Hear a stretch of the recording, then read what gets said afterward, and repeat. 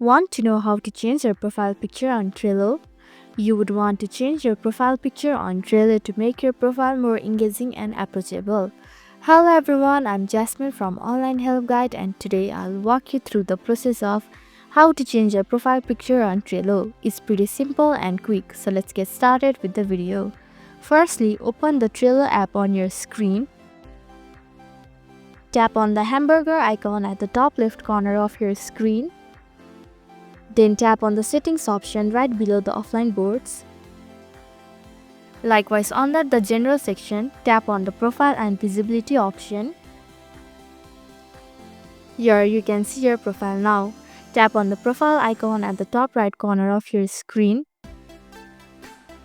Then tap on the manage account option at the second. Here tap on your profile picture icon. Furthermore, from the menu, tap on the change your profile photo option at the top. Likewise, tap on the upload photo option. Now you can either click a photo or select an existing photo from your gallery. After selecting a photo, tap on the upload button. So this is how you can change your profile picture on Trello. Thank you for watching Online Help Guide. Hope this video was helpful.